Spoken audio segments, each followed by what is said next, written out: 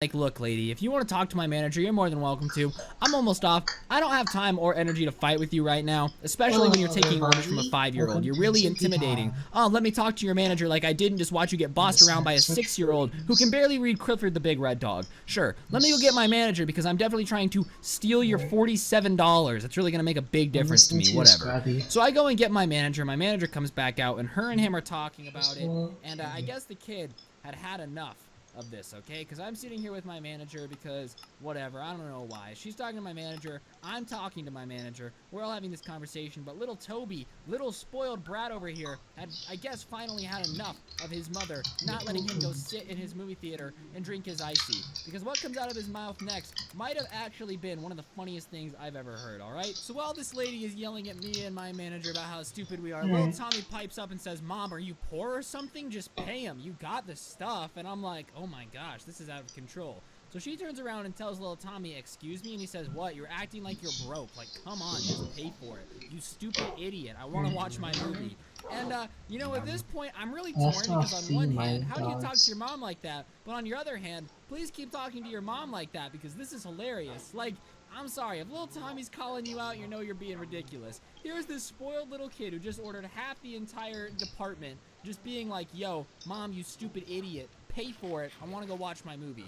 And the mom is obviously embarrassed. She turns beet red, and she turns over and starts yelling at us more intensely, almost to, like, prove to her kid that she's doing the right thing. And the kid pipes up and he goes, "Mom, if you don't pay for it, you're making me and Dad look like a bunch of broke boys, and I can't have this."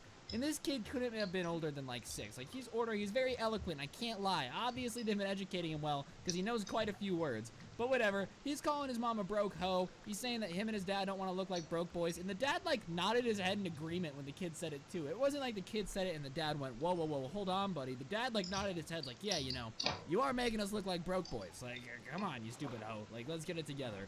So the mom embarrassingly just goes like, "Fine, whatever. Put it on my card." And the kid pipes up one last time and goes, "I want my souvenir cup. Otherwise, you know, you're going to pay for our embarrassment when I get home." Like, excuse me, buddy. You're 6 years old and you're telling your mom that she's going to pay for embarrassing you when you get home? You are a brave soul. I would not be surprised if you didn't make it halfway through this movie without a chancla being entering the back of your head.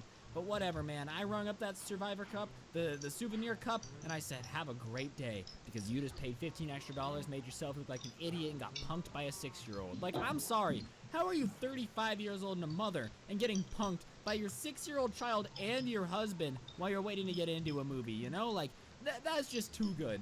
So whatever, a couple hours go by, and on the way out, the kid walks up to the thing again with his mom and says, "We want 2 more souvenir cups because my mom and dad need one."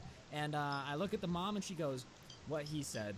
So I ring up the souvenir cups and she pays for him, and the kid looks at me and goes, "I'm super sorry for my mom's embarrassing behavior earlier. I promise you it won't happen again." And I'm like, okay, dude, all right. Like, dang, this kid really just bullied his parents. No joke. Just embarrassed his mother on a whole new level. Schooled his mom. 6-year-old came out the cut with some, "I'm gonna make my mom spend more money because you made me look like a dummy." And you know what, kid, if you're out there listening to this, I hope you still have your souvenir cups, because it was far and away the most magical experience I've ever had. Like, it was like Disney. You ever seen a Karen get that smug look wiped off her face, you know? Here she was talking to me and my manager, acting all smug, like I somehow was robbing her of her time and joy. And then her son slapped her in the face with a burst of reality, which was, "You have no control here, woman. I do." And if your house is being run by a 6-year-old, hey, that's your problem, man. You need to work on your parenting skills. Regardless, kid, if you're out there, you're a national hero. I have a statue dedicated to you in my bedroom that I pray to every night, that you will watch over me and give me the courage to do what's right, because you were great. And yeah, I'm sure the kid's an absolute spoiled brat, don't get me wrong. Like, I'm not saying he's a good person. You shouldn't yell at your mom and make her look like a poor person. But as far as hilarity goes, it was really funny, and I'm going to prioritize being funny over being a good person any day of the week.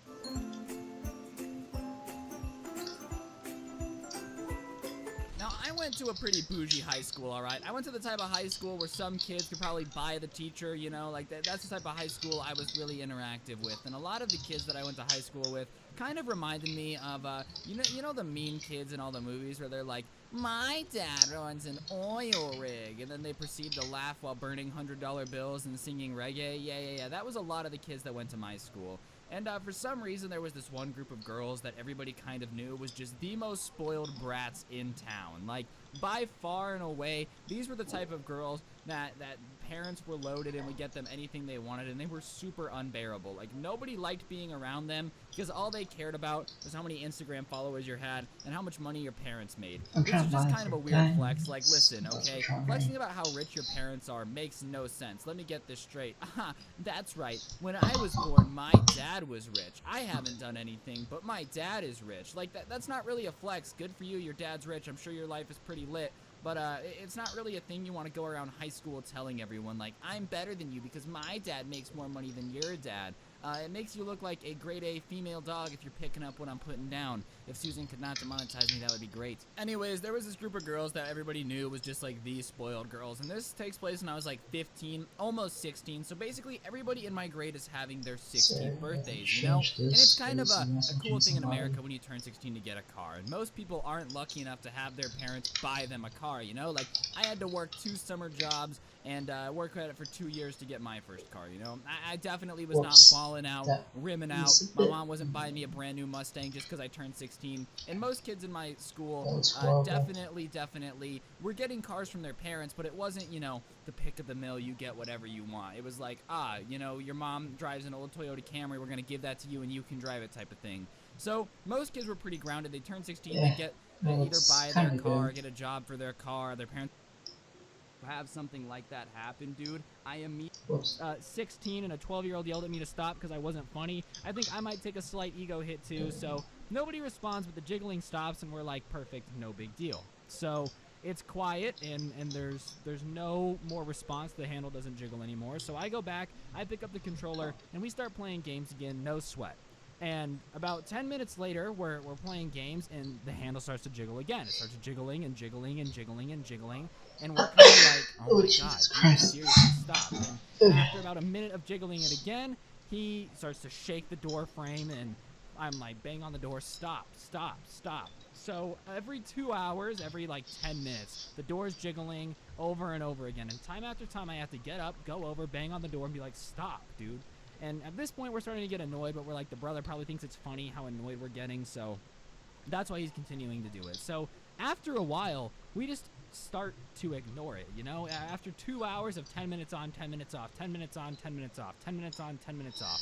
We start to ignore it. But it starts again a little bit after we start to ignore it, and this time it keeps going for like 30 minutes. And I don't know if you've ever heard a door handle jiggle for 30 minutes violently, but it is not a settling feeling. And we're kind of like, your brother is weirdly dedicated to shaking this door, but whatever. At this point, it's about 6 in the morning. No sweat, I guess. We're all starting to get tired, and you get used to a noise after hearing it for about 2 hours straight. So this door has been jiggling nonstop all night, and we think it's his brother down there, just trying to scare us, give us some good old spooks, that type of thing. And look, I get it, scaring kids is funny, but you've got some real dedication to shake a door handle for like 4 hours when the kids are just banging on the door and telling you to stop. Like, that takes an awesome level of dedication towards scaring people that we're not really super scared. Like, no one's really shaking at the idea of you shaking the door handle that much. But about 3 hours later, after we went to bed, like I said, we went to bed at about 6:30 in the morning. So about 9:30 in the morning, his mom comes like running in and is like, what did you guys do last night? And we're like, what are you talking about? And his mom says that the basement door was locked. So we start telling her about the fact that her older son was trying to scare us all night and was jiggling the door. And she gives us this weird look and is kind of like, well, his older brother wasn't here last night. He left at around 3 in the morning to go spend the night at his friend's house. He woke us up and reminded us. So at this point, we're like, hold on. He was scaring us up until he left then, but then what was jiggling the door all night? So we all get like this really scared look on his face, and his mom's like, what's wrong? Like, are you guys playing a prank on me? And we start telling her about the jiggling of the door and like how all night we were telling it to stop because we thought it was him. And she's like, he wasn't home. So she goes and gets her husband, right? And me and my friends are all pretty confused, and since it's the morning and everyone's awake, we were just going to their room to use the bathroom by the parents' room to use the bathroom. And start from here. Basically, what happens is the dad comes down and he's like, that's weird. And he opens the basement door from our side, because you can lock it from our side. And when he opens the door, the entire door is just destroyed, especially around the handle and like the keyhole thing. Like, if you've ever been on an interior door, it's a little hole that you can stick like a bobby pin in and pop the lock. It's pretty pretty simple. I don't know if you guys have ever had to break into like an interior door. And it almost looks like a mountain lion had been sitting there just dragging his claws against the door trying to get inside, right? And we're like, what is going on? And the dad looks at us and is like, what happened? You know, and we're like, dude, I'm telling you, we didn't do this. We thought it was him trying to get in. We didn't think about it. It would jiggle and scratch and see what was going on, but we didn't think anything of it. And he's like, okay, seriously, did you guys try to pop it? And he can tell by the look on all of the kids' faces, me and my friend and our other friend, that like we had nothing to do with this. We did not have anything to do with trying to break in. So at that point, the dad's face just goes white, like white as a sheet. And he runs upstairs and tells us to like close the door and lock it again. So we close the door and lock it. And about 30 minutes later, the police come over. And come to find out, I guess apparently last night when the door was jiggling and someone was trying to get in, it wasn't his brother trying to mess with us. It was somebody trying to break into the house, all right? So apparently this has been happening at their house multiple times, and it had just been on the basement door to go outside, not the dividing door, and that door's way heavier. So they just figured, you know, oh, it was some animal trying to get in, no big deal. The door was thicker, so you couldn't really see the marks of them trying to just destroy the keyhole. But whoever had been trying to get in had gone in through the basement door. Thank goodness nobody was down there, and had been trying to break through the dividing door all night. Hearing us bang and scratches the entire thing. Like, it freaks me out because the person that did this knew we were there and just kept trying to get inside. Like, it wasn't like it was a robber thing, because if you're trying to rob a house, if someone's inside and banging on the door and telling you to not come in, like, you don't go in. So whoever this was very clearly did not have very good plans inside, because you could hear 3 kids screaming and playing video games, and they were banging on the door telling you to knock it off and saying their brother's name, and none of that scared you. Like, the person who was doing this was like, oh yeah, no big deal, I'm trying to break in, and these kids are saying names and asking me to stop, but nah, like, I get chills every time I tell this story, just because you never know how close you are to something dangerous. And like, even us, just so chill, just thought it was his brother trying to mess with us, but at the end of the day, it was somebody trying to break into his house and knowing we were there and just didn't care. Two Halloweens ago, when I was the ripe old age of 18, I thought I was pretty indestructible, alright? You remember that clip of like the wide receiver in the NFL flipping over the cornerback to score? Like, that's how I felt. I was like, demons, ghosts, goblins can't touch me. I will literally it's my habit to hit right click once in a while. And double no-scope you if you even try to look at me funny, alright, demons? And at the time, I had friends that were super into like LiveStream all night, maybe next week. But next week, I mean, no, not next week, this weekend. I wouldn't really say that I like believe in ghosts. I don't really know if I believe in that type of stuff, but they really did. And so they were like, on Halloween, let's play with a Ouija board in a cemetery. And I'm like, I mean, I don't really believe in ghosts, so why wouldn't I go, you know? Which sounds really silly in retrospect, but honestly, I was like, I don't really believe in spooks and ghosts and goblins, so if I go to the middle of a cemetery and play with a Ouija board, nothing bad is gonna happen to me. Like, I don't really care. So Halloween night comes, and me and the squad pull up to this cemetery, right? And there's snow on the ground. It's looking all spooky. I'm pretty sure at one point I saw half the Ghostbusters just marauding through the cemetery, doing what they gotta do to put those ghosts down. You know, who you gonna call? And one of my friends, who I'll name Lauren for the purpose of this story, pulls out this Ouija board. And most of the Ouija boards that I've ever seen in high school and stuff were very clearly bought at Target like a week ago, you know? Like, they ain't got no realness to them, okay? They're made out of cardboard. I'm pretty sure if you flipped it over, you could see the Fruit Loop box that they were cut out of. Like, you can just pretty obviously tell that this is not a real old Ouija board. Like, no spirit is getting summoned with something that you and your mom bought in bulk at Costco, alright? Like, something tells me ghosts just really ain't messing with any of that. And this wasn't one of those, okay? She pulled out what I could only describe as something that probably was a ghost, like probably had a damn spirits of its own. See how much trees I grew. And it's made out of, you know, emeralds. Like, I'm pretty sure at one point it started casting Harry Potter spells. Oh wow, that's a lot of trees. I'm like, oh, okay, that definitely looks a little bit creepy. Alright then, and as I said at the time, I was like, I don't believe in none of this, like, whatever. Even if it looks spooky, even if she got it at a thrift shop, I really don't think that it's possible to communicate with ghosties. I know some of you guys out there are probably some big ghost fans, and at the time, I was just like, sorry, none of this is real. So we get it set up, and the girl who brought the Ouija board, Lauren, starts telling us about how she got this Ouija board at an estate sale from a witch in her hometown. And I'm like, oh, we got witches now, huh? So not only are we going to be talking to ghosts, but on top of that, we're going to be just like chilling, talking to some witches, letting us know how Hogwarts was. Come on, like, how gullible do you think I am, all right? But she's going on about how this Ouija board contains spirits and can communicate with things on the nether plane, and on October 31st, it's the prime time to talk to spirits, yada, yada, yada. Scary stories to tell in the dark when a bunch of kids are gathered around a campfire at camp when they're 6. It's a very spooky, scary skeleton type of story. So whatever, we start doing our thing, and I'm just kind of watching the people with their hands on the board. I didn't put my hand on the board mainly because she did this huge speech about how it only works if everybody with their hands on the board believes, and I was like, yeah, alright, probably not me, because I've seen enough 80s movies about hunting ghosts to know that this is probably just not real. Like, come on, let's be honest here. I've seen enough 80s movies about ghost busting and demons to know that this is all cap. So I basically am just kind of watching it go down, and sure enough, the board starts moving. Ooh, and basically they're like, who are you? What are you? And it essentially boils down to it's a demon, right? She's like, oh my gosh, we're communicating with a demon, and everybody in the circle starts freaking out, and I'm still just sitting here laughing because I'm like, guys, come on. Or, yeah, making a hole. Be chilling with us on Halloween in the middle of a cemetery, but it could be doing anything else. But whatever, no big deal. So after a little bit, they like close communications or whatever, and they're like, Ryan, you have to try it. It's crazy. I didn't believe in it, and then I started doing it. I'm like, yeah, okay, let's totally talk to a demon. Oh, that's terrifying. Whatever. Fine, I'll do it. And she's like, you have to believe. And I'm like, fine, I'll pretend to believe. Like, whatever. Maybe I'm smarter than a demon. I'm gonna trick a demon, okay? So at this point, this is where things start to get scary. Like, up until this, I'm kind of making fun of them. I'm like, oh yeah, there's totally a demon. So we do our thing, and she reopens communication with this demon, right? And I'm just not taking it seriously. I'm asking it stupid questions. I'm like, what's your favorite Pop-Tart flavor?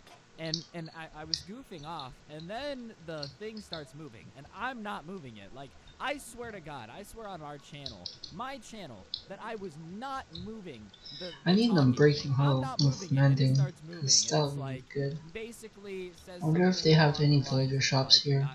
Like, Villager traders. In less words, but basically I got a very good Because I have some animals, but I don't remember. And I don't believe in ghosts, but when something starts moving without my hand on it, I'm like, alright, I'm just not down with this, okay? It could have been somebody else pushing it, but at this point, I'm getting a little bit more scared than I was before. Like, and all 6 more iron, just really create 3 more holes. Before, and I'm only like half confident that this is stupid now, right? And so I'm kind of getting scared, and I'm like, all right, I don't think this is true. Like, I don't believe this. Like, come on, like, this can't be true. This is not real. It's just not real. Like, it's just not gonna happen. So I just kind of started being like, this isn't real. This isn't real. And Lauren says, ask it to prove that it's real. And I'm like, all right, if you're real, then, and it was a pretty windy night. It's Halloween. I go, if you know, if you're real, then stop the wind. And as soon as I said that, I am not like.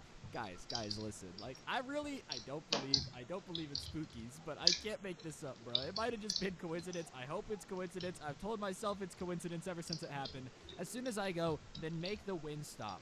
Everything stops. Like, have you ever been somewhere where beforehand it's windy, you can hear birds chirping, you can hear things going on, and then all of a sudden it just goes deathly silent, and you can just feel that something wrong is in the air?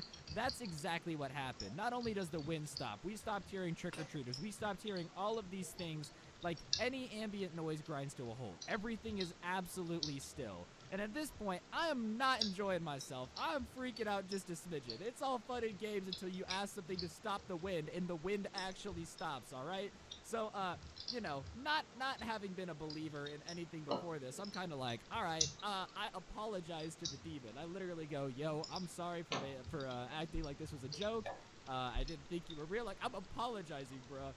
And I'm like, but yeah, we should close this communication now, okay? So Lauren closes it again, and we're all sitting there, and I ask everybody just to make sure I'm not tripping. I'm like, when I asked for everything to stop, everything stopped, right? And they're like, oh my God, I thought I was the only one who noticed. Like, I didn't want to freak anybody out, but I'm telling you, Ryan went make the wind stop, and literally everything just grinded to a halt. So at this point, I know that I'm not delusional. I'm not experiencing things. And I'm like, okay, all right, maybe, just maybe, I'm might have made a demon a little bit upset. This is why you shouldn't mess with a Ouija board. But it doesn't end there. What happened next is way worse. You see, the reason I knew all these people, everybody that was there, is in college I did this weird class thing, and I basically had the class with the same people for 4 hours a day. So we had just gotten close through class, like we had just become friends, right? There's really not much you can do about it. That's just the reality of the situation. So the next day I get into class and somebody starts talking about this dream that they had. And I hadn't told anybody this, but I had a dream that we were in the same cemetery. But this time when the wind stopped, this shady figure kind of appeared out of the ground and threatened us, right? And, you know, I just woke up and I was like, wow, that's weird. Sometimes you dream about things that associated with you in your dream. But I'm sitting in this class and suddenly one of the other people that was there says, man, I had this weird dream that we were in the cemetery, and when Ryan asked for all the wind to stop, this creature, and describes like the shadowy figure that I saw, came out of the ground and threatened us. And my eyes get huge, right? Like, I'm like, oh no, oh no, oh no. And then what happens, ladies and gentlemen, is everybody that had been there for the Ouija board thing admits to having the same dream where we were sitting there, and then when me, the idiot who for some reason wants to square up with demons, was like, prove that you exist, huh? And so our friend Lauren, the Ouija board girl, obviously is like, okay, we've all had the dream. If anything else happens, you know, we need to just be honest and tell everybody. But for the most part, he's probably just playing tricks on us. It's no big deal. And I was like, okay. And after that, nothing else happened.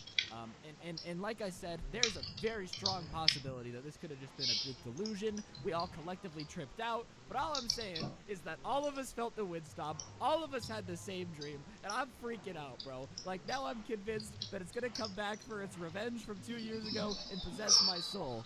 But on that note, guys, that's going to do it for this special spooky Halloween edition of Scrubs. Hopefully you enjoyed. I know a lot of you guys are in the comments right now like, you're an idiot, none of this happened. And, you know, I really do hope that I am tripping. Like, I hope it was just a group delusion, because that would make me sleep better tonight.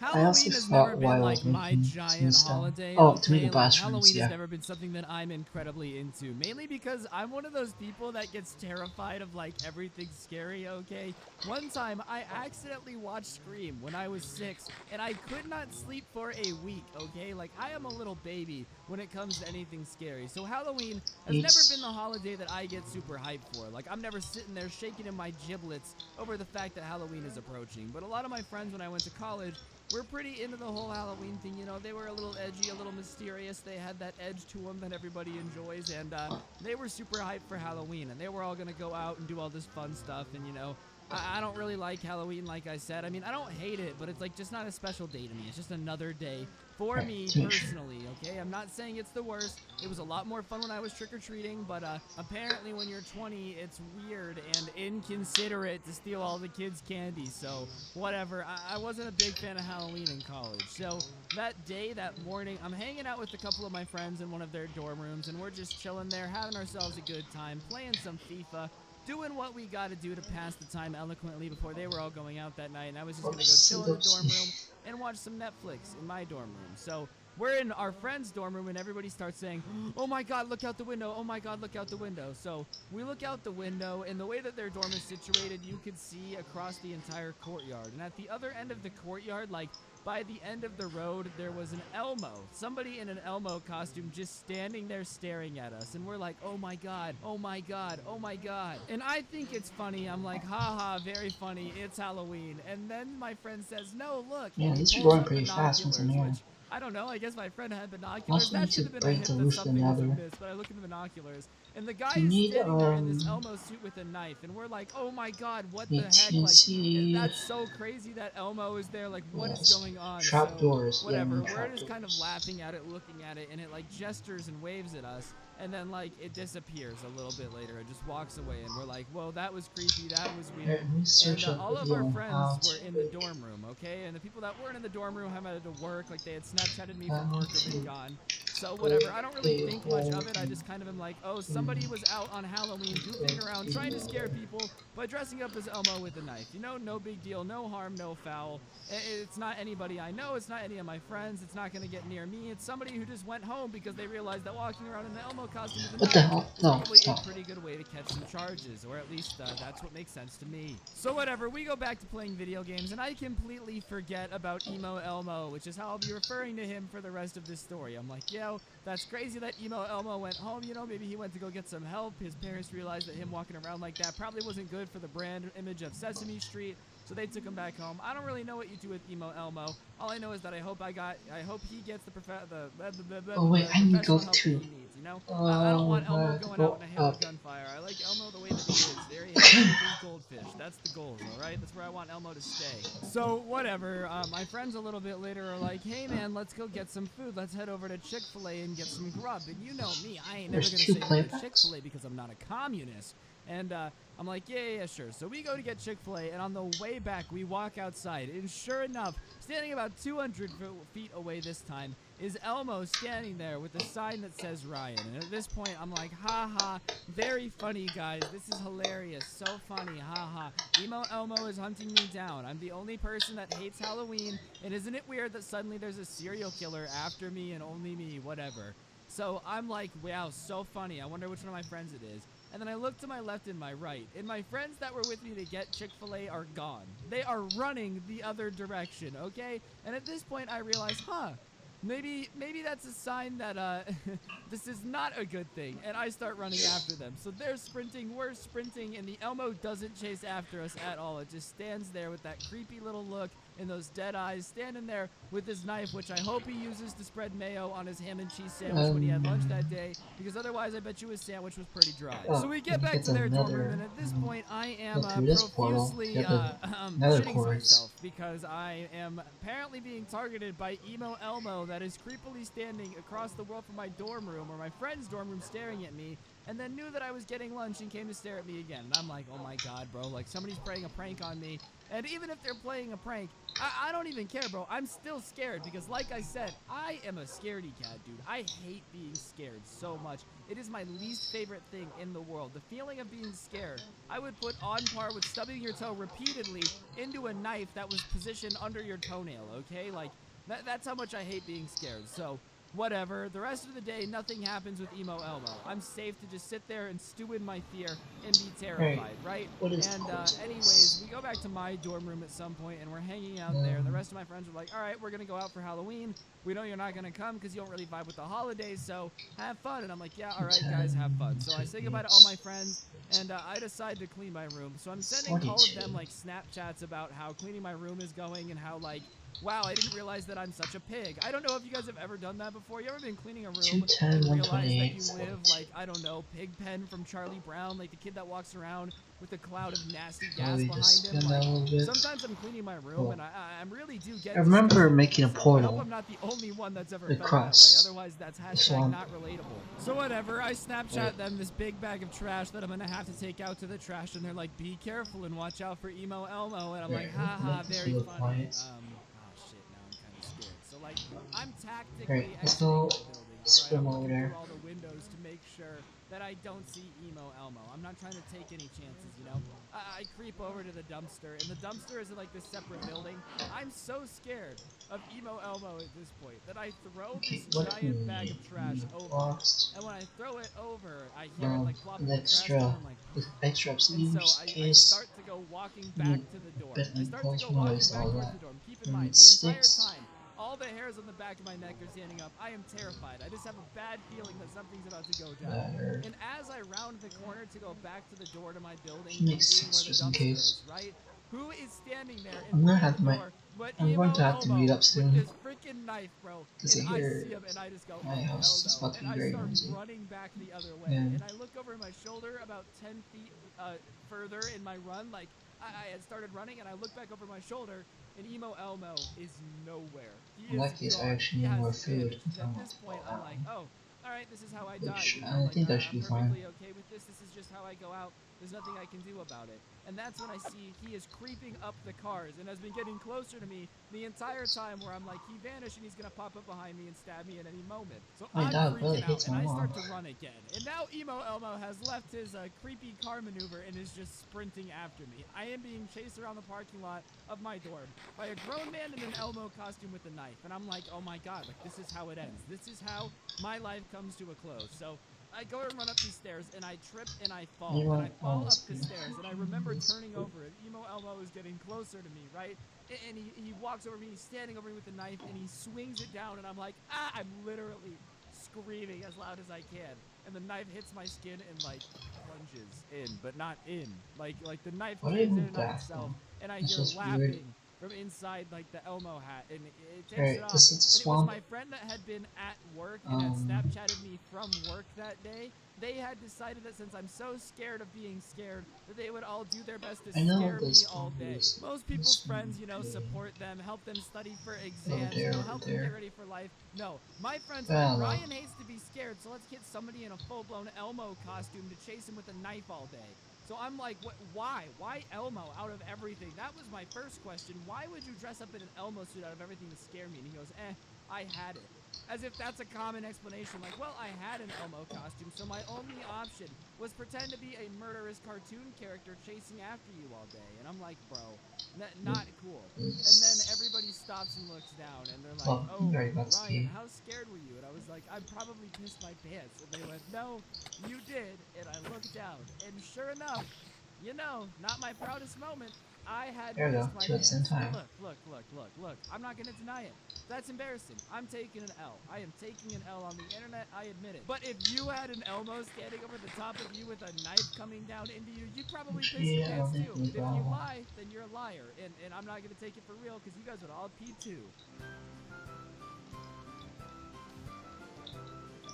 My friend said something about game who really was fast, pretty attractive, I'm not gonna lie. She was a solid 12 out of 10, and when I met her in college, she was dating this dude who I would only describe looked like a 4. You know, I don't know what it was about him, but she was absolutely head over heels. She was super, super attractive. And like I said, he was not the best looking guy ever. Like, she was super out of his league, and people would always be asking her, you know, what do you like about him? And she would just go on and on about how he was the nicest guy ever, and how he was just so sweet and so caring. And I don't know, I really liked them as a couple, because it really went to show you that she wasn't shallow, and she was definitely more invested in who he was as a person compared to just like his physical appearance. And I thought that was super dope of her. God, if I could talk, that would help with storytelling. I thought that was super dope of her. So, you know, me and her became friends. We had some classes together, and naturally, you know, she would talk about her relationship a lot, because they had just moved in together. They were having a great time living together for the first time. And I don't know, she just wanted somebody to talk to, and I would listen. And no, before anyone asked, I was not trying to put the moves on her. I was not trying to break them up. It's not what I was about. Her and I were actually really good friends, and there's no way we'd ever be compatible if we dated, because she's like people who are organized and by the book, and I dropped out of college to pursue internet things,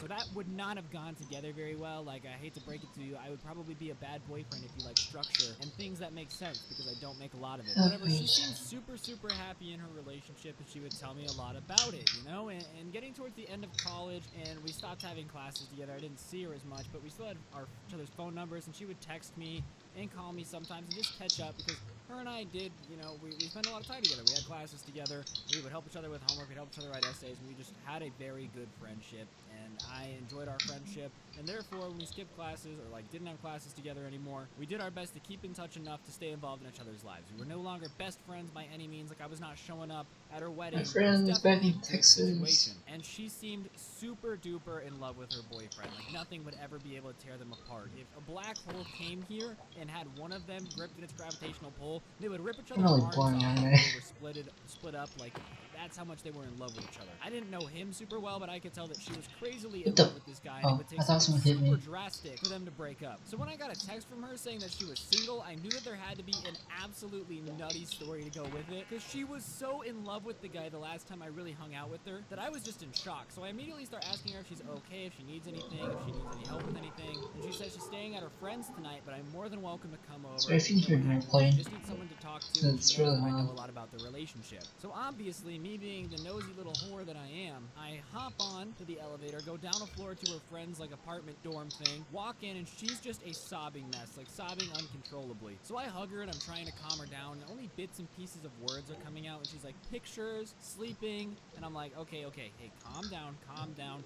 So I make her take some deep breaths. We're just talking about normal things, how her day was. And after about an hour of trying to calm her down, she's finally calm enough to tell us what's going on. And me and her friend who she was staying with had no idea what's going on, because she was a sobbing mess way before I got there. She's like, I don't even know what's happening. Her friend had no clue what was going on because she was just crying the entire time. There was nothing coming out of her mouth that made any sense. So of course I'm like expecting the worst, like she found a dead body or something. Something that's making you this upset has to be pretty brutal. And so she's really calm and she just says, I found something on his computer that I don't even know what to think about. And I broke up with him. And I'm like, okay, well, what happened? Can you take us to the beginning? Can you walk us through what happened? Just trying to get an idea of what's going on. Because it's not every day that you walk into a dorm room to a girl in the middle of the floor, crying so hysterically she can't get words out of her mouth, saying creepy things after you thought she was super in love with her boyfriend and nothing was ever going to be able to tear them apart. Like, I don't even know what I've just walked into here, but I feel like, you know, when the doctor or the police officer walks into the insane asylum and the person's like saying things that don't make sense. I thought they something shot through the wall. That's what the vibe I was about to say. I'm feeling like I'm about to walk into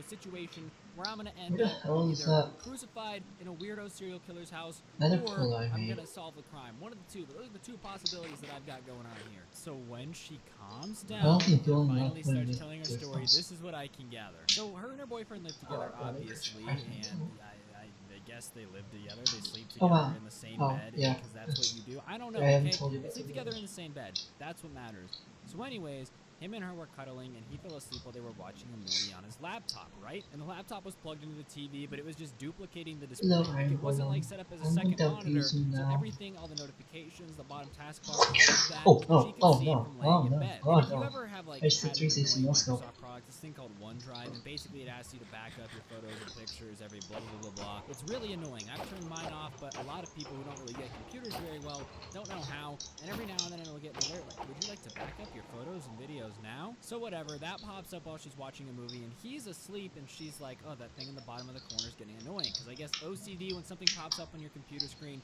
sometimes you just want it off the screen. That's just a matter of fact. When things pop up and you're trying to watch Netflix, it puts a hamper on your mood, and no one likes hampers. So she got up to just press the tab out button, and it's every like a time I little go arrow, when you click it, it AFK, goes there's away. mob Except, I guess, right I there. don't know, she sneezed something.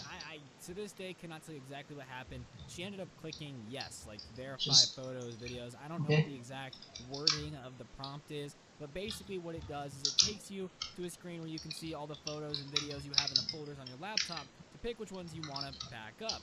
And if you've ever seen little thumbnails on a computer, you can kind of tell what the image is, but not really. And she sees a lot of like the same thing, like over and over and over and over and over again. And so she's like, wow, that's weird, I wonder what it is. And it's dark, but she can make out the outline of like a person, right? So she obviously is curious, so she clicks it, but that just decides to back it up to OneDrive. So she decides that she's gonna have to get onto his PC and go manually check the files. So she opens up the photos and double clicks them, and she's weirded out because it's a picture of her sleeping, right? Like it's a picture of her sleeping in her bed, not with her boyfriend there. And she clicks the next one, and it's another picture of her sleeping, and another one of her sleeping, and another one of her sleeping. And since they moved in together, he had taken a picture of her sleeping alone every night. And I'm sorry, but that is some real serial killer vibes. Like, I don't care how in love with the girl you are. It wasn't just like a, you looked so cute while you were sleeping. It was a methodical, same position, same time, every single night for months on end, almost a year on end, of him just taking pictures of her sleeping.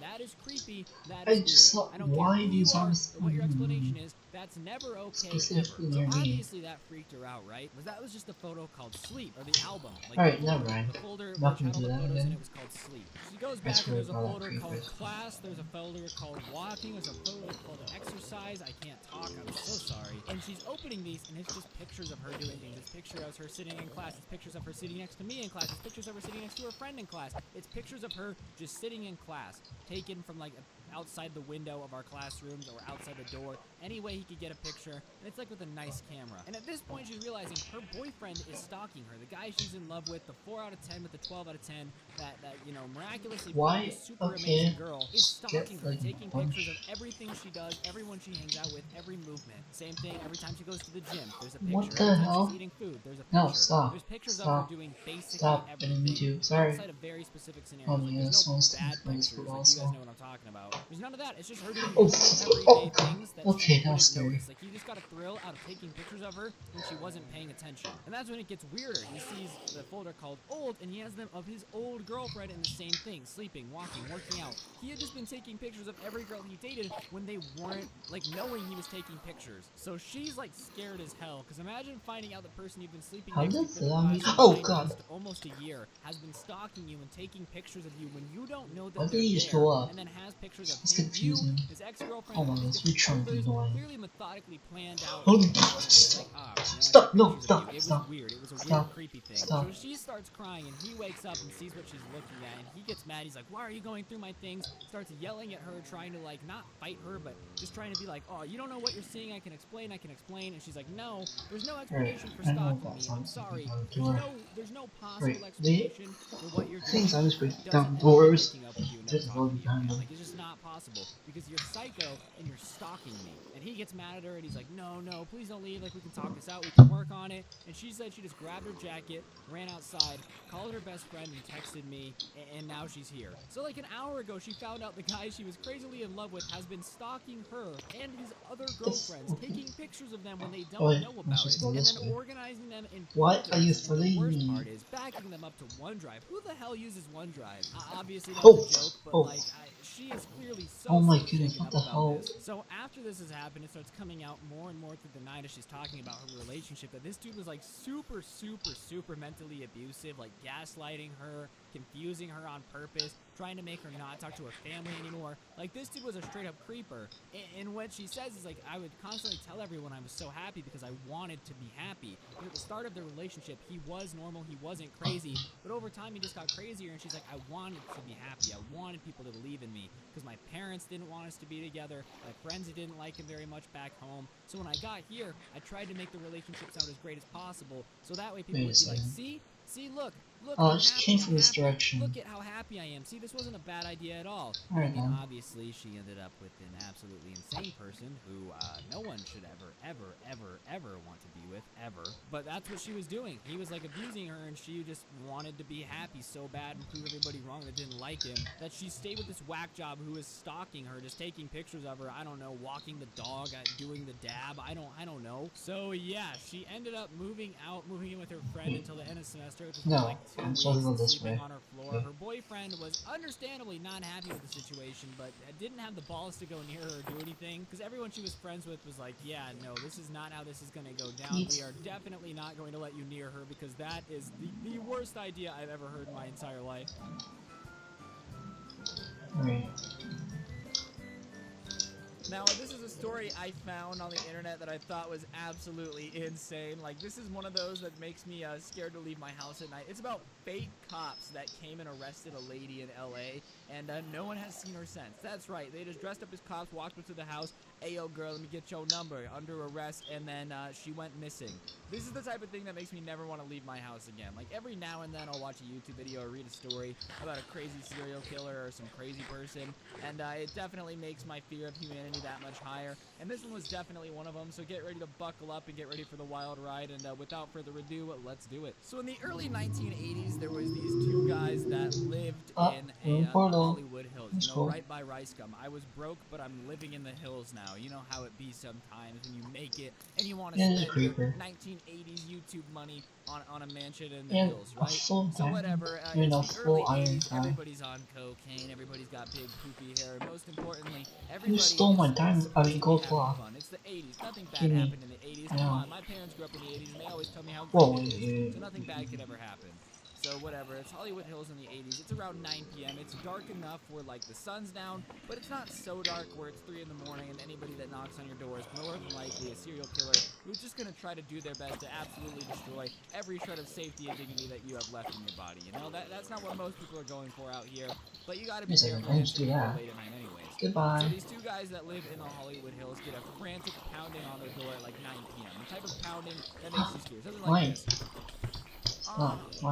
Like that's the type of sound that they're getting on their door. Just frantic banging. And so obviously they're a little nervous, so they go together and they open the door, and this is what they see. They open the door, and standing there is this girl who's pretty normally dressed with clean clothing, and she's hysterical. She's crying. She's God, it's skeleton sniping right now. I'll be so mad. She's dressed pretty normal and she's pretty clean, this. so they're like, hey, alright, we'll let her in. So she's telling the story about seeing somebody get stabbed in the street, and how, like, oh my gosh, there was slime, more slime, I need slime, sticky piston, sticky piston, sticky piston, sticky piston, sticky piston, sticky piston. Stop following me, spider. They put a blanket on, they're like, hey, calm down, it's okay, don't worry about it, it's fine, don't worry about it, like, it's okay, everything's gonna be fine. And she's still freaking out, swearing that they're gonna come for her, that they saw her see the stabbing, like, they're gonna come hunt her down. Vital message while it's not too good for anybody. She's hysterical, she's convinced that she's gonna get hunted down by whatever crime she witnessed, and these two guys are sitting in the house like, well, I don't want to get hunted down for a crime that I didn't witness, that's not fun for me. So they're trying to calm her down, and they finally decide that they just need to call the police. Clearly, this girl has a couple. Let's hurry up though, because it's getting late time. There's no way she actually saw somebody get stabbed. We'll call the police. Clearly, it's a mental issue. They'll come get her. They'll take her home. They'll identify her, and everything will be fine. So she calls the police, or he calls the police. The owner of the house, whoever it is, they didn't really say a gender, calls the police. And it's on recording in LA in the 1980s. They call and say, hey, we have a girl here who's frantic. Here's our address. She apparently saw a stabbing. We don't know what to do. We think she's making it up. Can you send an officer to come get her? We don't want to put her back out on the street because we don't think she'd be safe. But can someone come get her? Like, it's on recording in the 80s that they called 911 and said these words, right? Like, on recording, verifiable that they called 911. The police officers got this call. So whatever, basically the guys are just sitting there, they're waiting for the police to come. The girl finally starts to calm down, and she's like, oh, okay, I'll go with the police, they'll take me home, they'll make sure I'm safe, everything is gonna work out, everything's gonna be fine. So once she starts calming down, they write down her information, she gives them her address, her name, everything about her, like, they have all this information on her, and the police have it on file. Like, this is verifiable that they have all the information that she wrote down, the address, everything. So she calms down, she's like, this is where I live, and they're like, all right, we'll call and check up on you. It's a little weird that they have all this information. But think about it this way. A lady knocks on your door, hysterical, claims she saw a stabbing, the cops are coming to get her, and you get her information, that way you can figure out what happened, just in case you can get in contact, just in case the police have to find her, whatever it may be. It's probably a good idea to get her information. So 20 minutes later, the cops come and knock on the door, and they give the information to the police. They're like, oh, here's this person, here's that person, here's that person. They're like, hold on, let me go back to the squad car and call. They walk back to a squad car and call. And keep in mind, this is the LAPD. That's the uniform they're wearing. And they come back and say that she was reported missing by her mother and that she's schizophrenic. And the guys are like, oh, that makes a lot of sense. She's schizophrenic. She's having delusions. She's seeing things. That's why she's convinced that somebody got stabbed. She's just like having multiple personalities telling her that something's going on. So whatever, she has a mental condition. She goes up the street. They're just going to take her home. These are uniformed officers with a police car. So the guys give the girl to her, and the girl's like, all right, fine. She leaves willingly with these police officers because they're police officers, and you don't think that anything's going to happen. So whatever, they think that's the end of it. They go back to hanging out, and around 30 minutes after she leaves, they get another knock on the door. This time, it's two different cops, and they're responding to the call. Like, they're the ones that are coming to say, all right, let's see the missing lady. So they give all the information. They're like, hey, you guys just picked her up. Two cops already came and picked her up. They're like, oh, that's weird. Let me go check. So these two cops go back to the squad car and give a call back to the dispatch. There's no computers right now. They have to call and do everything manually. And sure enough, nobody at dispatch has any idea of two cops in the area other than these two. These were the two that they sent to check on the situation. Meaning that the other two cops that took the girl were not real. So the cops at this point are curious if these two guys who they came to the house of just like killed the girl and are trying to cover it up. So they asked to search the house, and the guys are like, yeah, of course, absolutely. They search the house up and down. They search the backyard. They check everything. They're like, all right, well, there's nothing here, so We don't know the deal. They send back a crime lab. The FBI comes, not the FBI, but like crime scene comes out to see if there's any blood or anything. There's What nothing. the hell? So everybody's I'm not freaking equipped out. to do this yet. There's radio conversations. They're taking information. Wait. They're taking descriptions of the No. officers.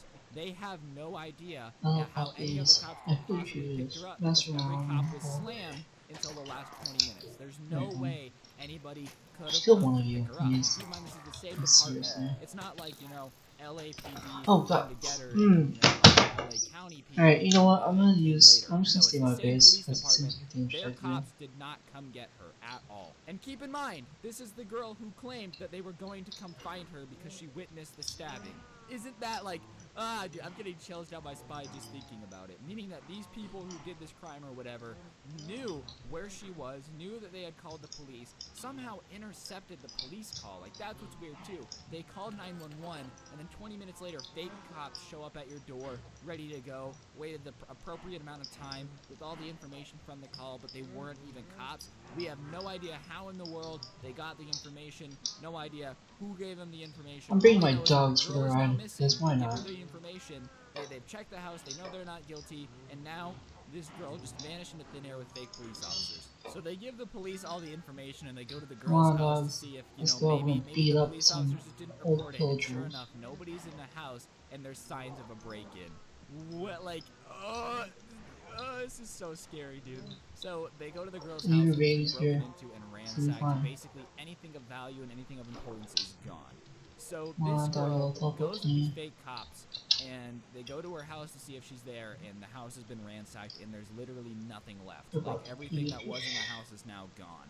And so the police at this point know they have a crime on their hands. They don't know who the fake cops were, how they got any information, how they got the 911 call, how they knew the address, how they knew how to dress.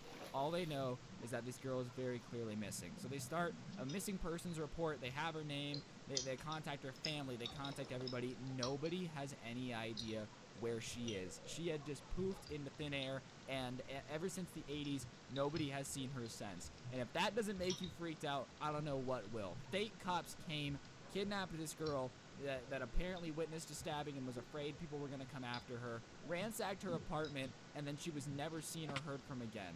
I don't know if it was the Illuminati or what, but all I know is that is some next level terrifying stuff to think about. That one day you can just be chilling, waiting for the police to come get you. Next thing you know, fake police come and kidnap you. That's gotta be one of the scariest things I've ever heard.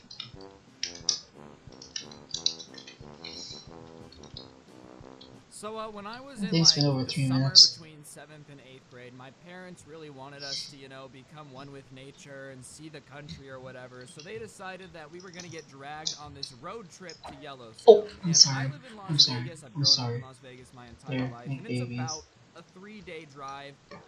Get forced to If make you do it babies. like pretty long drives at a time, but my parents wanted us to have, you know, this couple week long road trip, so they basically decide that we're gonna drive 4 hours a day and then stop and stay in crappy motels and, you know, have ourselves a great time on this I family think we went vacation. through this And way, not obviously, that way. at the time, I was not too hyped on the idea because when they told us this, they also told us that they were going to be taking away our Why, phones for the Dolphin, right duration of now? the trip to force us to bond as a family. Which, I mean, don't get me wrong, like, it's cool to bond with your family and all, but I was a 12-year-old, Hold on, and the my only dog's on the sibling way. still at home was only 5, so I don't know what type of conversations I'm gonna have with him. Are we gonna, like, greatly dissect why the alphabet is in order for a specific reason? And it's not like I have much in common with my parents, no offense, but they're kind of boomers, so I was not too happy about Oh yeah, the I remember prospect going of this traveling way, in the car with a 'cause, 5-year-old no, and both of my that parents cave for weeks looks on end familiar. with nothing to distract myself. And it goes about as you expect. Obviously, when you're 12, you're a little bit edgy, and I'm pretty annoyed with my parents by like the end of the first day.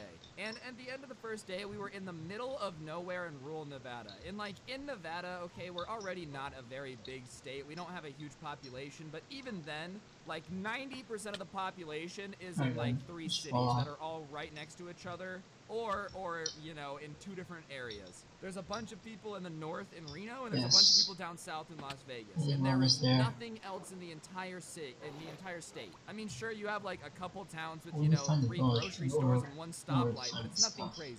But we're in the middle of nowhere, Nevada, and my dad, for whatever reason, didn't decide to look ahead and see where hotels were along the way. They just said, we'll wing it and stay wherever. It'll be fun.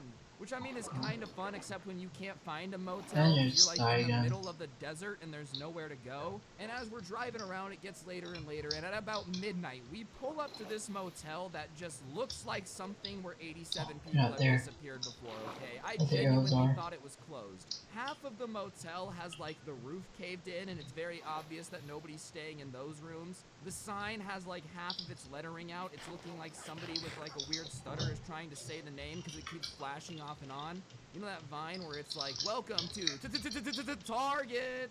It was very similar to that. It's like blinking, but in a very creepy way because it's an old sign, you know, and half the letters are out. And sure enough, my dad's like, okay, well, I'm gonna go speak to the guy. I'll be right back. And so we're chilling in the car, and I'm looking around this empty, like, motel parking lot at 1 in the morning. 12-year-old me doesn't know a whole lot about the real world yet, but 12-year-old me knew enough to realize that people standing at windows of cars handing packages back and forth at 1 in the morning in a motel parking lot probably aren't up to much good. There were people standing outside their rooms with like pit bulls on chain leashes just looking angry. And overall, man, I just got the vibe that, you know, I didn't really belong here. As a kid who grew up in the suburbs, I'm not very well adapted for staying in ghetto motels, alright? So my dad comes back and the first thing he says is that it's, you know, it's quaint is his description of it, which is an adult's way of saying it's not very nice. So we all go in and we open the door to our motel room, which still uses a key, by the way. Like, they ain't even got this card thing yet, which became standard in, what, 1992, since before I was born? If something was 7 years old when I was born, then it's old, alright? I'm about to be 21 years old. I should not still be using a key to get into this room. And we open the door, and you know when something just smells old? Like that musty, dusty, mothball-esque smell that just makes you low-key want to throw up a little bit? That's what this room smells like, and it looks straight out of the 60s. The bed looks like it hasn't changed, you know? The TV is like low-key a tube TV from maybe the 80s, maybe. The picture's all dingy and faded. The light, when you turn it on, is like a half-dead light bulb that's flickering off and on. It legitimately looks like where a Saw victim would wake up in one of those movies. So we're in the room, and at the time when I was 12, before we had gone on this vacation, I already had like a super screwed up sleep schedule. I don't know why. I thought it was really cool to stay up till 3 in the morning, and I've never really fixed it. I've always been staying up really late. And I had to share a bed with my 5-year-old brother, which wasn't too bad, except for the fact that he just like loved to judo kick me in the side every 20 minutes while I was trying to sleep. And it doesn't help that my dad snores like a chainsaw that has been dropped on top of a clown in the circus. He's just really loud at snoring. So I'm getting kicked in the ribs by a 5-year-old every 20 minutes trying to sleep. When I am awake, my dad is snoring like a chainsaw. I'm just not getting sleep. And 12-year-old me also had this idea that I was like already mature and an adult and could handle myself, you know? I think every 12-year-old has this idea that they're low-key a grown-up. And listen, you guys are definitely at the start of becoming your own person, okay? I'm not saying you're not mature. But, you know, you're still 12, and the possibility of being kidnapped is pretty strong. But for whatever reason, I decide that I was annoyed, so I get up, I put my, like, you know, actual clothes on, I change out of my pajamas, because I was 12 and had pajamas, and I decide that I'm gonna go explore the motel. Keep in mind, I told you that it looks like a dilapidated, rundown section of, like, Silent Hill video games, but whatever, I'm just gonna go see what's out there. So I step out, and, like, you know, the air's pretty warm, it's a summer night in Nevada, so I start, like, walking into this sketchy motel parking lot, and there really isn't much. Like I said, there's a couple dudes like smoking cigarettes with their pit bull outside their motel room, and I'm like, all right, probably not gonna go over there and bug them. So I just kind of start walking around the back of the motel, and I get around the back, and I see like where the dumpsters are for the motel. And for whatever reason, 12-year-old me, you know, is like, oh, well, I guess I'll go see what's up in the dumpsters, you know? So I go over there for whatever reason. I really don't know why. And as I'm like looking in to see if there's anything cool in there, because I don't know, I get this like feeling on the back of my neck. Oh my god, he's trying to throw the bow. I like walk out of the little room, the dumpsters. Oh my god, I wasn't looking in the dumpster, I just looked in that little room. I don't know why. And I look into the lobby, which you could see from the hotel, and the creepy dude who's in charge of the desk, who's like got this weird balding thing and the glasses they give people in prison, those like clear big ones, and he's just smiling at me, which is not a very nice thing. Don't get me wrong, sure, he could have just been a friendly old man smiling at the kid, looking at the dumpsters at 1 in the morning, but that was not the vibe that I got. And I immediately just get this vibe to like, I just need to start get back to the room. I just should have be this fine. bad feeling in the pit of my stomach. So I go to walk Oh, back witch, to my room, no, but I have to go like past the lobby. And as I'm going past the lobby, the door opens and creepy dude comes out and he's Dogs, like, come with "Hey," me, come and with me, I'm come like, with me, come with me, "Hi," come you with me. know, I don't really know what to say. I'm 12. I don't Yes, really know I how to think it's interact this with way. creepy people. Being kidnapped I is know. not on my bucket list. And he looks at I me think and I he gives me this think like it's this weird. way. He checks me out. You know what I mean? Like, you know when somebody looks you up and down and very obviously, you know, is like checking Stay you out away. in a weird way. He does then. He says, "Why are you out of your room so late?" You know, which is a very weird question to ask a child at 1 in the morning, I guess.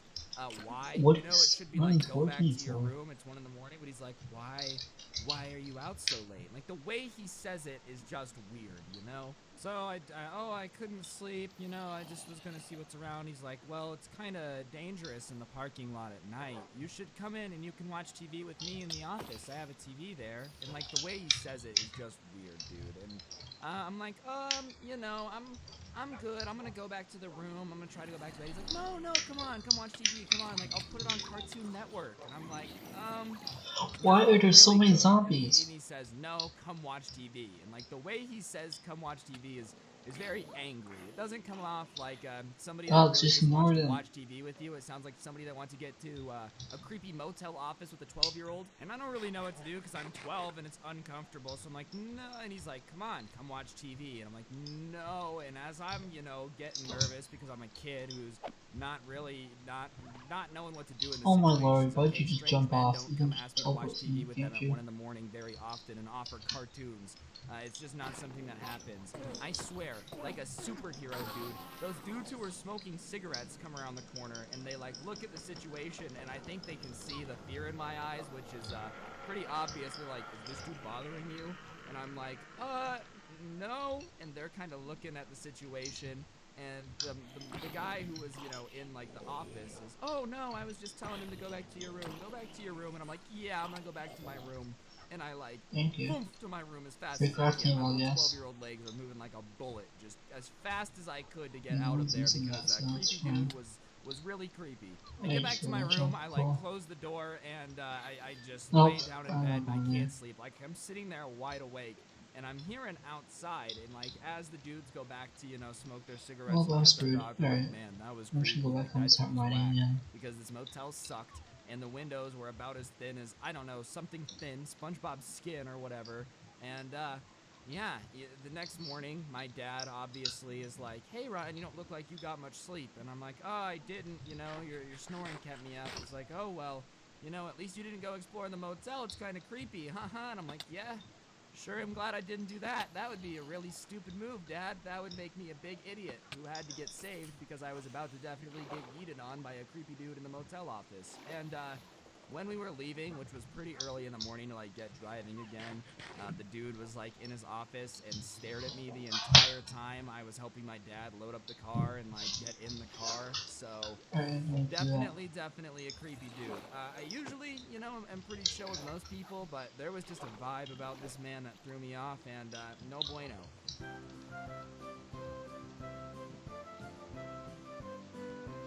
So when I was 17, there started this rumor spreading around my high school. Or I didn't start it, but like I heard this rumor that was spreading around my high school about this abandoned water park that was on the way to California. I live in Vegas, and there actually is an abandoned water park on the way to California. And there started to be this rumor going around my high school that there was this cult that would go there and like perform sacrifices, and there was all this crazy stuff all over the place. And being 17 and really stupid, me and a couple of my close friends were like, dude, we've got to go check this out. Are you kidding me? This is straight out of Scooby-Doo. Like, you know, Shaggy and the gang would be pulling up to this abandoned water park to catch a ghost. So we decide that we're gonna go see and find if there's this cult there, like doing all these rituals or any proof of it, and be the coolest kids in school. Because obviously the entire school is talking about it, everyone's going crazy. So we're like, look, we're basically gonna be celebrities if we go here. So me and my friends decide we're gonna do this, and I have to find a reason to get out of the house. The water park is like 30, 45 minutes out of town on the way to California. and we want to be there for a while, so I have to basically find a reason to convince my Alright, parents to who let me did go that? 45 minutes away from home, randomly, in the middle of Oh the yeah, I night think with that no was me. explanation and get I away just with explored it. the And island. crappily, this just Yeah, I already happens to explored be this during island. the time of like This when is probably me iPhones just were running first around. popping. So I think I had like an iPhone 4, maybe an iPhone 5, like, but it was still new, you know? So my parents could track my location, but it was still pretty primitive and new. So we're trying to think of ways to sneak out, and we're like, all right, here's what we're gonna do. This Friday night, everyone's gonna tell their parents that we're gonna go to blah blah blah's house and stay up late, stay up all night playing Stop. D&D. Yes, I play D&D. I'm a nerd. It's actually really fun. Don't knock it till you try Stop. it, because it's just straight vibes. But when we're Stop. there, this is at the time where you can like sign in and out of your Life 360 Alex, just come profile with or like me, the Find My please. Friends app. So we're basically like, all right, we're We all shouldn't gonna go sign in to home. iPads. We had this friend who, you know, was What's the kind of point of this bougie and stream? I happened to don't have know. enough iPads for every This member of his family stream. to like give us enough to cover ourselves. So we sign into our iPad, so our tracker says we're at his house, and we don't tell his parents where we're going because they were asleep. They were a lot older though. He was Wait, like the that's another youngest kid, portal I so was talking they're out, and we're about. like, all right, bet. So we hop into this car, and we realize quickly that there's not enough seats. So they basically tell me that I have to ride in the trunk of this car 45 minutes away to a water park. And because I'm young and stupid, I'm like, yeah, sure.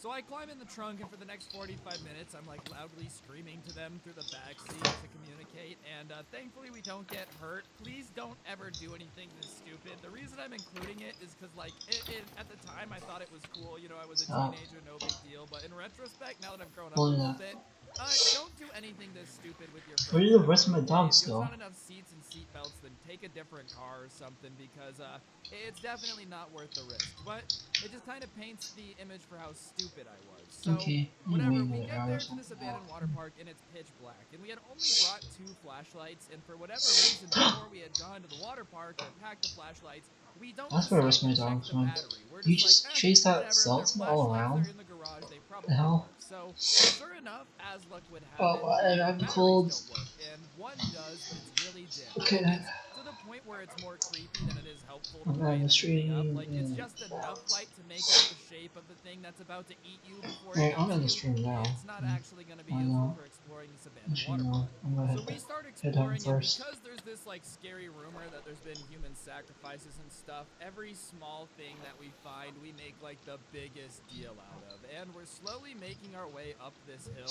because the water slides went I'm downhill, the which Pixel. makes sense saying it out loud. I'm putting 2 and 2 together. And at the top of this hill was like this little shack where people used to wait in line for this big, ginormous slide. And just walking up to this, like, looking at this shack on the hill, it just gave me this very evil, creepy vibe. Like, it just did not seem like the type of thing that I wanted to go see. But all my friends are hyped. They're like, no, let's go to this shack.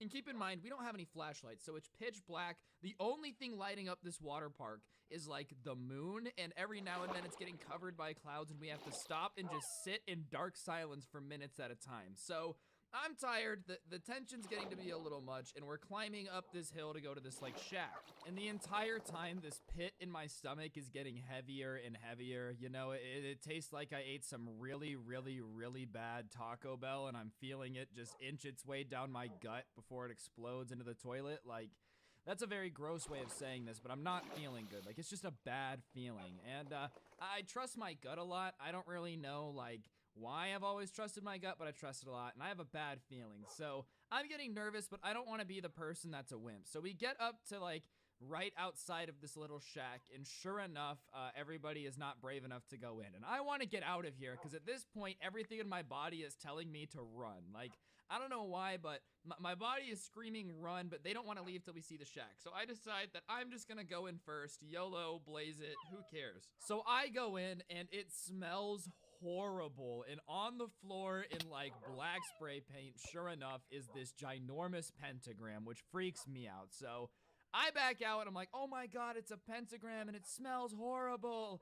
And like everyone I'm with is like, oh my god, it's the smell of the sacrifices.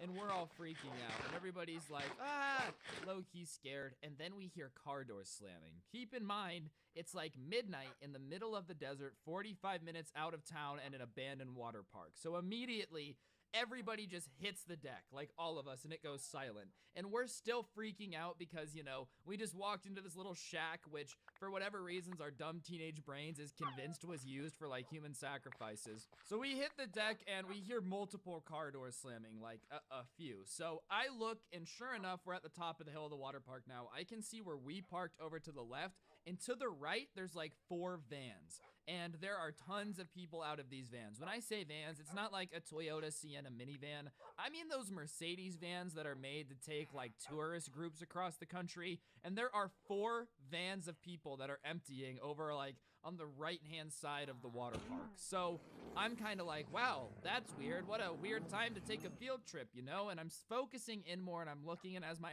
eyes are adjusting more and I'm seeing things, I'm thinking that like they're all wearing the same thing, but I can't confirm it because, like I said, we don't have flashlights, and the only thing that's lighting things is almost out of a horror movie, is like the moon when the clouds aren't there. So sure enough, I'm kind of like, it looks like a group of people, and the clouds move away, and I realize that all of them are wearing matching robes, and I immediately just about crap my pants. So I get back down and I tell all my friends, I'm like, it's the cult, it's the cult, it's the cult. Because keep in mind, the rumor at our school is that not only is this place haunted, but there is a cult of people that comes and does human sacrifices. And here we are in the middle of the night, and it looks like a bunch of people in robes are encroaching from vans to come up to this like water park thing.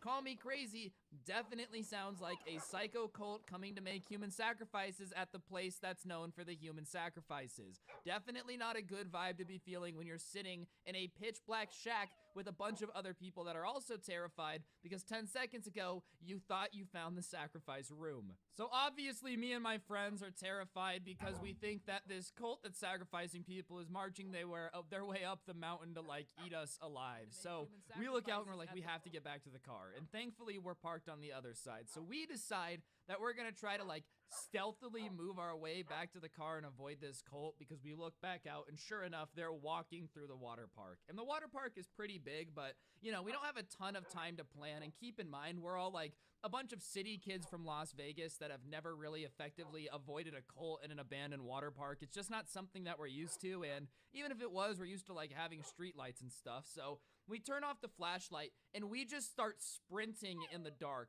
back to the car, and we're falling. I think I fell down like 6 times, and as we're slowly getting closer to the cult, like we're working our way towards each other in this water park, we finally slow down. Yes! Shut I up. got my stuff back. Behind like these half-broken slides in this abandoned water park, I don't know why I just did that. Still as like this cult is moving by, and as they're walking by, right. It sounds like they're having pretty normal Yeah, conversations. that, It's like, oh oh, god, how's the yes. kids? Hope school is going good. How's Pete's job? You know, like that type of stuff. I'm not hearing anything about like, do you think the sacrifices know they're in the shack?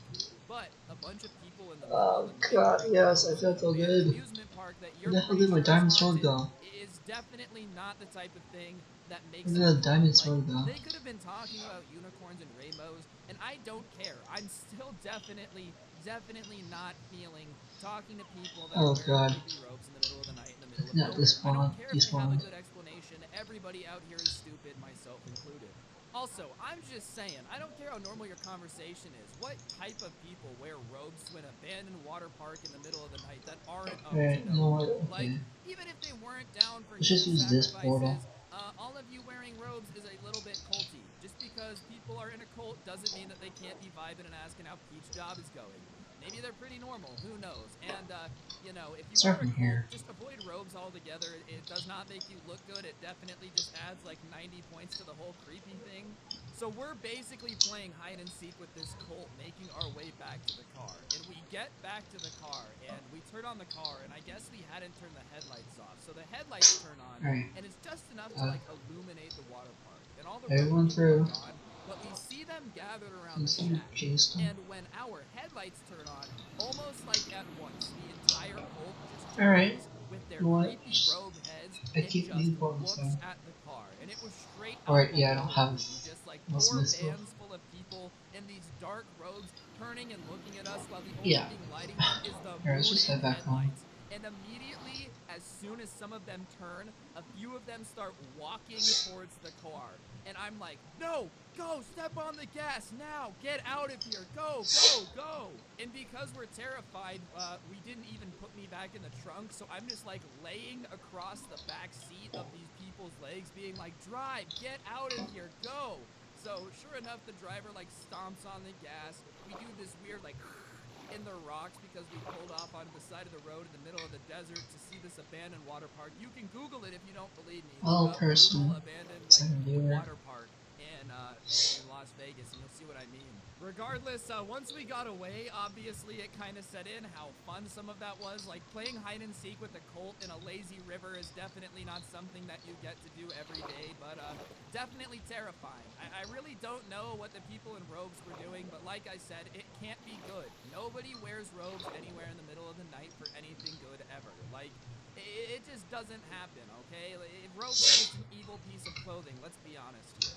Regardless, though, me and my friends did end up telling basically everybody at school about, like, you know, the fact that we low-key ran into a Colt, and nobody believed us because it sounds ridiculous, and yeah, it does. I really don't know why a bunch of people decided to meet in the middle of the night in a water park in robes. Maybe they were doing human sacrifices. I highly doubt it, but maybe that rumor is there for a reason, you know? Maybe it just sounds crazy because nobody wants to believe there's evil cult kidnapping people and taking them to water parks.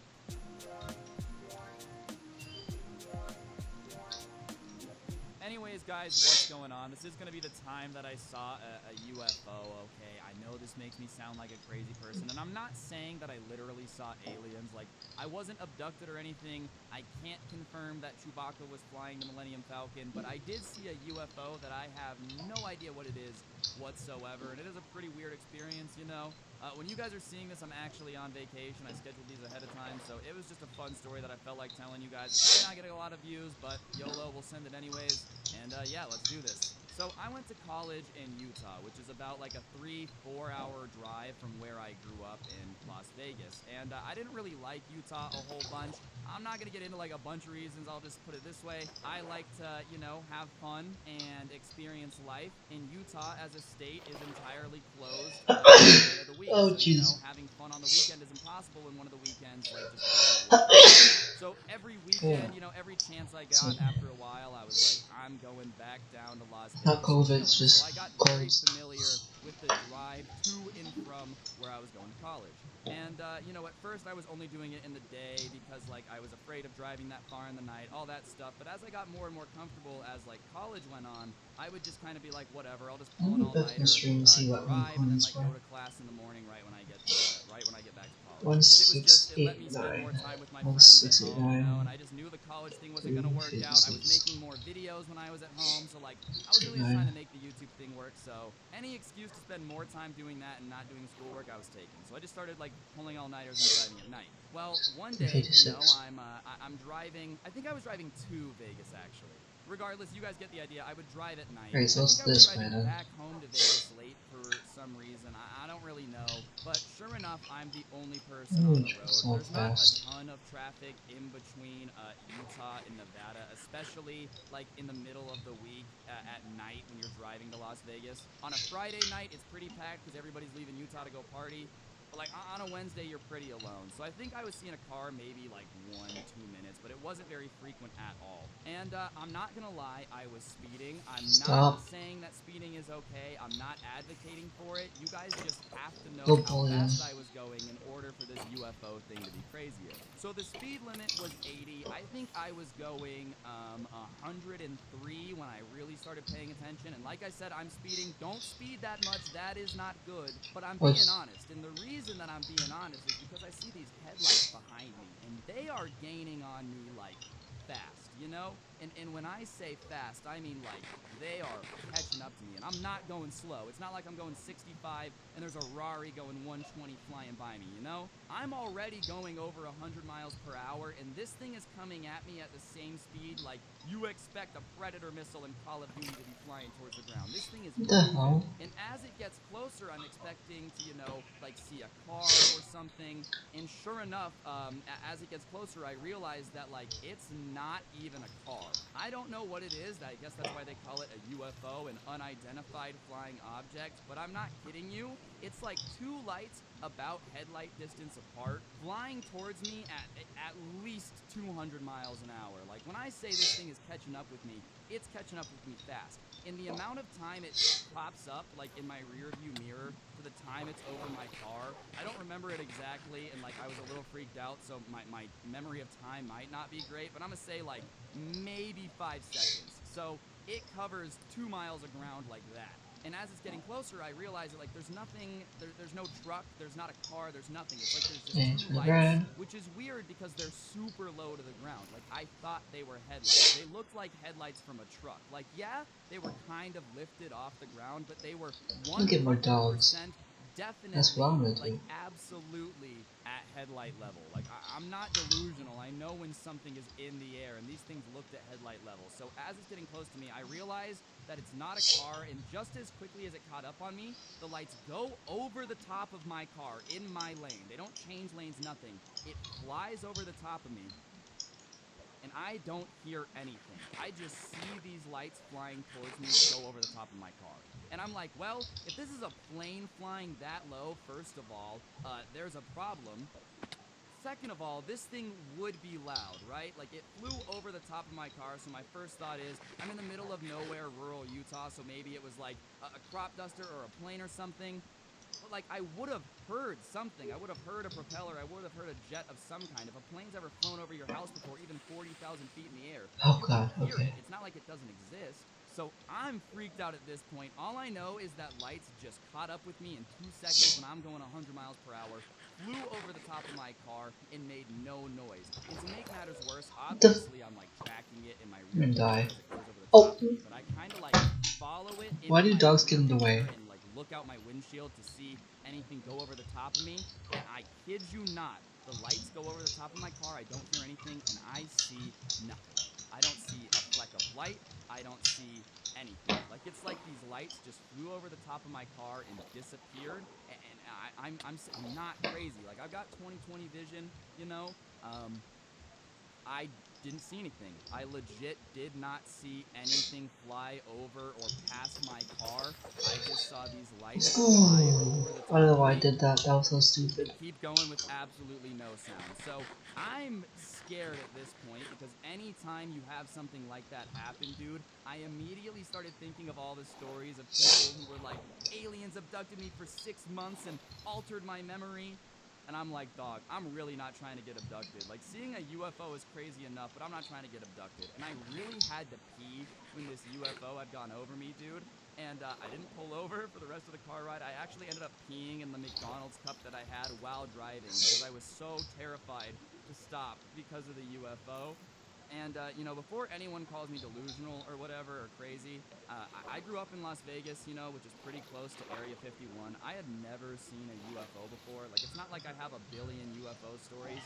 And I'm not even convinced it was an alien. Like, I don't know what it could have been. I have no idea. All I know is that anything that was like man-made that I know of, I don't know what the government's got locked up. You know, I don't know if Master Chief in Halo is based on a real story and he's just like waking up out of cryo freeze. I don't know what the government's got hidden, but nothing that I know can move that watch news in the Flash, or half of it. Any noise whatsoever. And you know, before anyone's like, you'd be surprised how quiet jets can be. I've got family members in the military who have worked on aircraft carriers and launched jets, and I've told them this story, and they tell me I would have heard something too. So to this day, I genuinely have absolutely no idea what I saw that day. I have no idea whatsoever. The only thing that does like ease my mind, I guess, is that it is the middle of the desert. You know, it's a very sparsely populated area, so if there was any place to test new military technology, I wouldn't be surprised if it's there. But what definitely does not make me feel better, okay? I didn't really know this until I started like researching stuff when I got home that day, but Utah actually has, for whatever reason, like a crap ton more UFO sightings than every other state. They don't know why, they don't know, and this started like back in the 50s. So for whatever reason, I guess Utah's got an alien problem. Yeah, that's why I was here. I guess I'm a part of that. I mean, I guess I could have been across the Nevada border. I don't know. I was in Utah or Nevada, and whatever flew over the top out of me scared me so bad that I pissed in a McDonald's cup, so you know it was legit. Alright, the wheel stopped. Which means I should have stops the stream. Stop the stream, not stops the stream.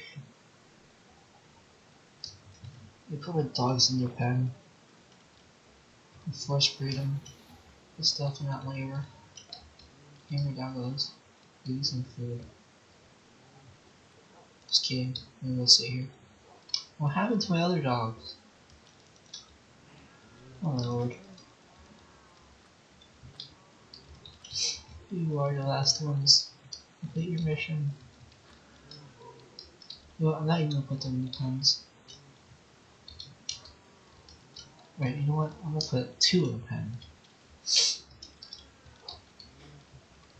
No, actually, I'm just gonna put all of them in the pen.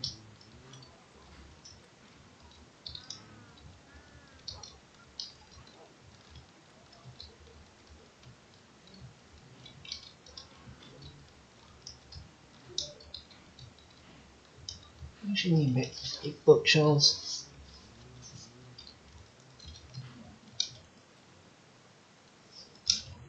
Right.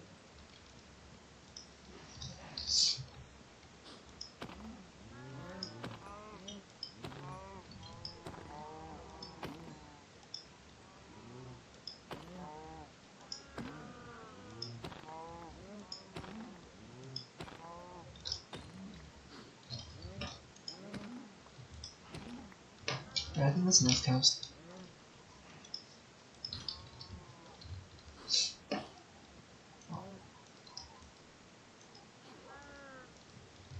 There we go. Yes, my baby.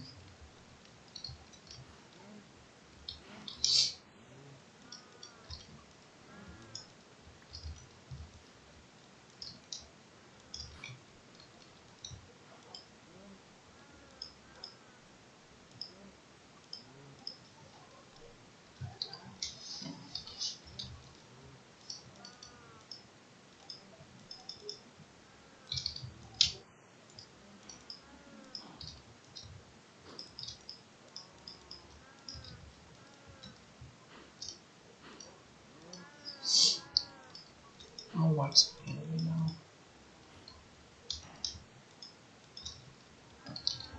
Oh no, not anime. Maybe something.